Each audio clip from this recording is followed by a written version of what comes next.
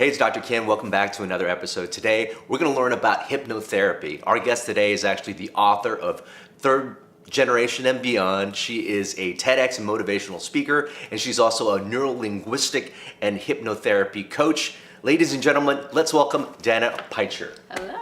Hello. How are you? I'm great. Thank you for flew all the having way me. from Florida. Yes, to be here today. Excellent. Thank you for having me. Well, our guests really appreciate you being here, and you're a hypnotherapist. Yes. Tell us how you got into the field, and we're going to dive in a little bit more in terms of, all the clinical conditions that hypnotherapy can treat. But how did you get into hypnotherapy? So I never thought I'd be in this field, this work at all. Never crossed my mind. It was never even in a vision of my future. Yet it came to me personally by necessity.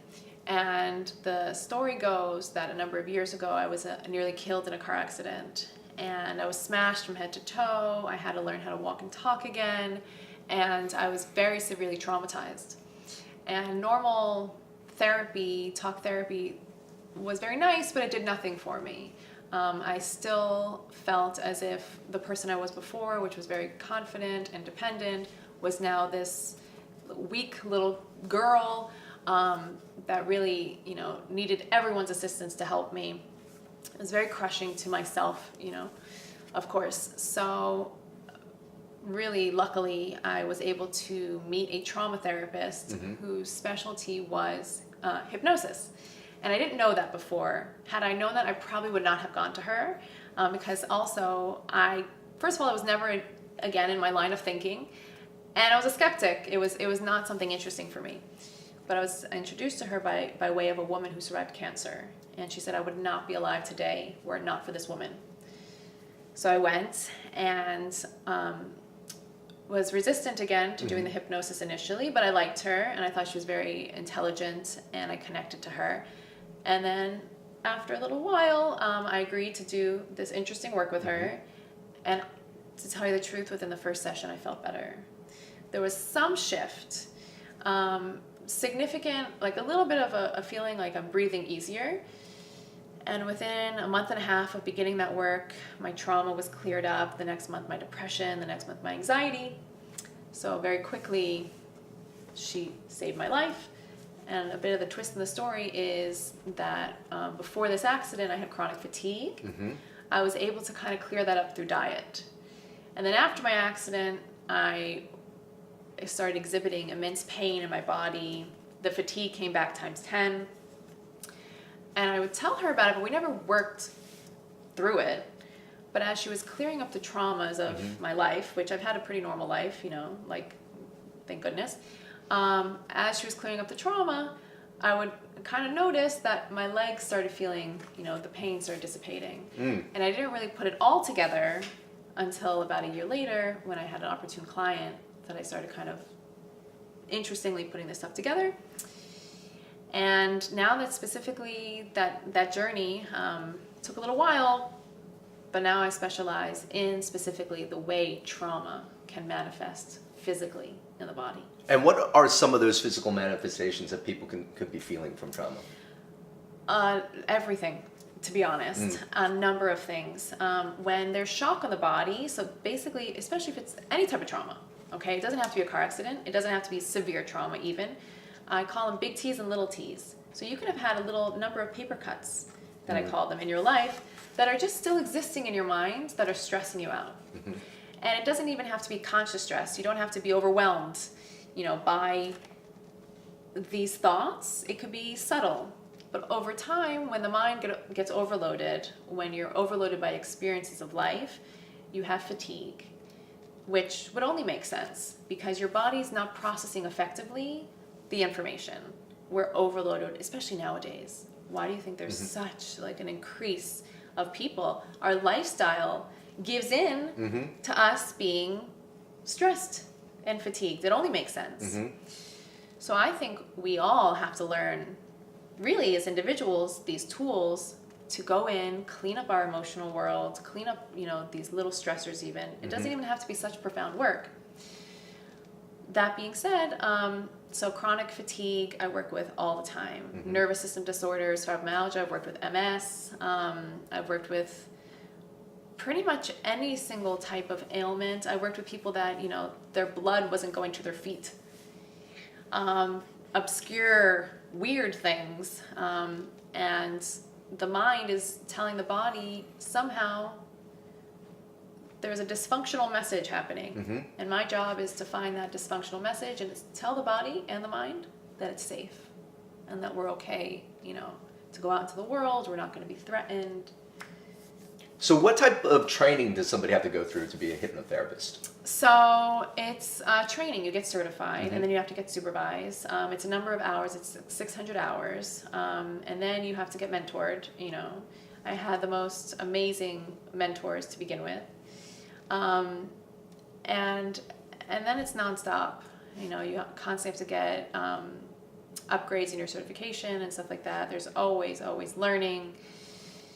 Part of the reason I love what I do is because I never ever stop learning.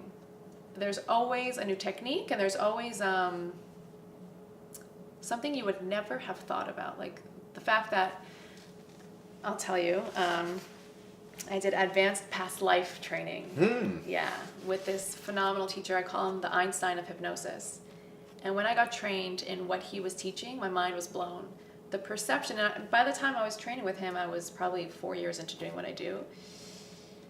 My perception of what the mind can do was blown open, because I never would have thought that there's this application too. Of course, past life is something, very abstract and stuff like that. Most of what I do is just within this life, childhood. And I don't use some of the tools that he taught, but it's definitely influenced the work that I do. And I never would have thought that this type of material even exists, that the mind can do it, but it's nonstop education. Wow. Yeah. That's super. So you mentioned before that if you had known your former therapist did hypnosis, you would have ran away. Yeah. What are some of those perceptions about what hypnosis is, and why do people fear hypnosis? Right. So I remember when I first met her and she told me this, I was like, everything sounds great, but you are not touching my brain with that. And I was also highly traumatized. So I felt just personally that she would be manipulating me, she'd be going into my brain, moving things around, and who wants that? I felt I would lose control. I'd be giving over my control to this woman I just met. It's super not like that. You're fully in control. You're conscious. A lot of people think you black out. Even people I work with now, because I bring people into alpha level brainwave, which is just, right below this. And people, they'll tell me, was I hypnotized? And I was like, yeah, you're hypnotized. If you're able to see the memories and like my marker for if this is working is, do you feel better? So the state of mind you're in within hypnosis has no relevance, actually. You can be deeper, you can be lighter, but with the regression therapy, I need you to talk to me. So you need to be in a certain state of consciousness, and any type of hypnosis, period, is an awakened state of consciousness that you're aware of. So those are the biggest fears: losing control. You're not going to wake up. You're going to be a different human. None of that's true. We're just enhancing, by cleaning up certain instances. Also, people are scared to go potentially back in traumatic memories. They think they're just going to open it up and then it's going to be open. It's not the idea. We don't do this to look. We don't do this to see. I'm actually, again, if someone comes for a past life, I don't even do it if it's just curiosity. Everything is for opening something in order to bring understanding, clarity, healing. It's not just to look at it for insight. It's actually to allow the subconscious mind to have relief in the primary moments where it had that emotional charge. So when that's cleared, you want to close it again. Therefore, it's basically like literally upgrading a computer software. We're never taught how to do that. Are there any risks involved? I mean, some people mention they're afraid of getting these false thoughts that might be implanted in the brain or something like that. Great question. So even if the memories, for example, like I've had people come up with some visions. They're like, I don't remember this. And it's just a vision or something, or even if it's like a symbolic vision, you know, where they see certain colors. The subconscious mind gives what it needs to give. That's the beautiful thing of it. And that's the thing I don't even know how to explain. Even with regression therapy, I'll say, you know, the very first time you had emotions around alcoholism. And the specific memories that are connected come up. It's like a library just popping up. You either see it or you feel it. So those things, if you're making it up, or if you're not making it up, and I can tell you I've been hypnotized like thousands of times now, and I love it. It's the most fascinating thing, and I've, you know, conducted thousands of hypnotic treatments myself. I would say 99% of the time, you're going to recognize what comes up. You're going to recognize that it's valid.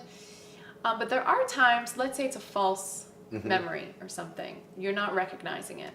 The point here is that whatever is coming up in your psyche is creating an emotional charge. It's creating a feeling that's either shutting you down, creating fear. So the idea here is it has nothing to do with the memories. It has to do with the subconscious feeling that's being projected that we're cleaning up. I see. So when you perform a therapy, is it something that you normally perform in conjunction with their physician? Do people come to you with a physician's referral, or do they come to you on their own? How does that usually work? Both. I have a network with a number of doctors which are now really seeing the benefit, even if it's just helping them de-stress. You know, across the board nowadays, the doctors that I speak to will give that credit. Meditation, mindfulness, these are all things that are becoming more mainstream. Hypnosis, not yet, but it's like a sister to these other things. Right. And I really feel very soon that it will be too. So yeah, I get referrals from psychiatrists, psychologists, doctors, people that know me personally will send a friend, all over. Yeah. Now, and how many sessions would you say it takes? And would it depend on whatever needs to be, cleared up? And would it depend on how severe the symptoms are? What can people expect? So this might seem interesting to you. I maximum work with people 8 sessions. That's it. If it's someone, let's say, that needs extra help, we'll do it. But majority of times, honestly, if it's just emotional distress, I can see someone for a month and we're pretty much done. Because a lot of what I do is the heavy lifting. So a lot of what I do is literally go into the junk pile, we bring it to light, we clear it up, and then after that, you're feeling a bit better. Your baseline is lifted. Most of what I do is lifting up your subconscious, your baseline. And then you can have an amazing meditation practice. I'll tell you what, there's a woman I was working with just last week. We just finished working together. I either recommend a month, 6 sessions, 8 sessions, and there are people I see on a maintenance basis. I recommended with her with 4, and she had gastritis. And it wasn't anything big, but it was just like 10 months ago she just got diagnosed, and it was concerning her. So I figured we'd start with 4, and if we need, we'll do a little bit more. By the 4th session, she was feeling very good. Within the first session, sometimes it's all about the angle.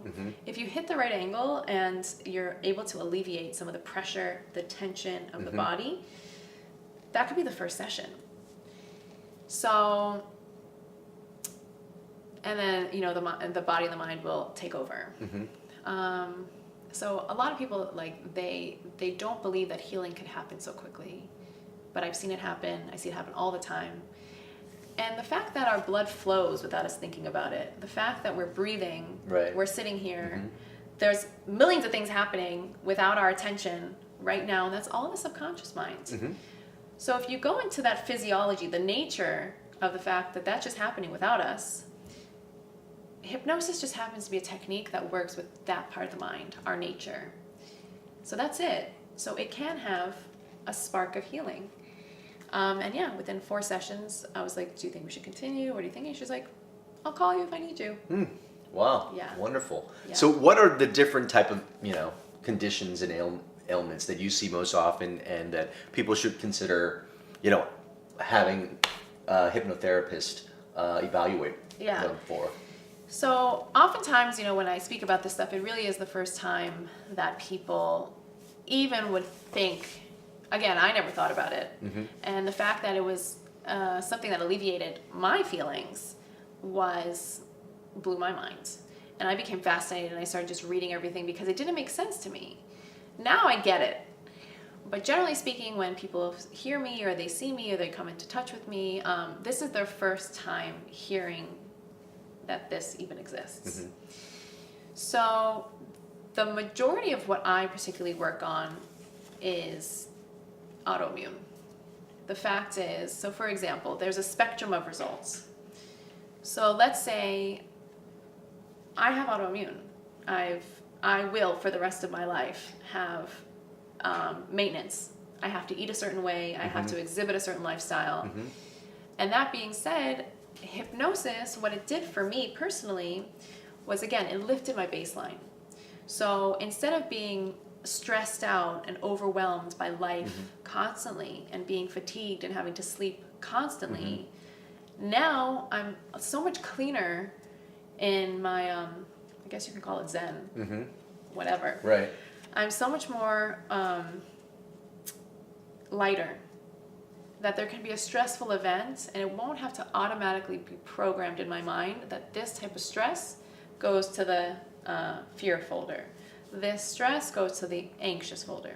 So when you lift that baseline, it creates a new perspective. Right. Literally a new human. So a lot of what I'm doing is I'm assisting the fact that you don't have to have these flare-ups. You really don't. So if you add that to a good diet, a good lifestyle, and now you have a new baseline, that you're not overloaded by life, I've seen people and myself, I don't have any pain at all for years. At all anymore. I work with many clients that they're relief. They just have pure relief. So that's 100% healing. And there's a spectrum of clients where they still need to maintain their lifestyle and their diet, which is just honestly the new normal, unfortunately, for most people. So a lot of people are proposing that mechanisms that are underneath all these diseases is inflammation. Yeah. And stress is actually one of these things that turns on inflammation. It dysregulates your immune system, turns on the inflammation, which is actually the common denominator of all these different diseases. So MS, inflammatory bowel disease, irritable bowel syndrome. What are some of the other common conditions that you treat? Yeah, so there you go. So MS, IBS, all the little abbreviations, CFS, fibro. Honestly, it's so true. You said it even better than Chronic I did. fatigue syndrome, fibromyalgia. fibromyalgia. Yes, gastritis, colitis, headaches, migraines. Really any type of autoimmune dysfunction. So you said it even way more simply than I did.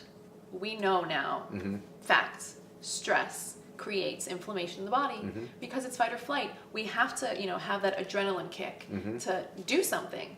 But when that adrenaline kick, when your nervous system is basically short-circuited and is just constantly gets the message, you're not safe, simply put, the stress mechanism, sustainably alleviating the stress mechanism is what I do. I bring that back to basics. You're safe, you're normal, everything's okay. And just that can spark healing. Right. Because if the stress is creating the inflammation, you have to sustainably find a way to eliminate the stress. Yeah. And that's why many people with these chronic conditions where stress is that underlying factor, inflammation is the underlying factor, find that they can start to wean themselves off of some medications that were, reducing the inflammation.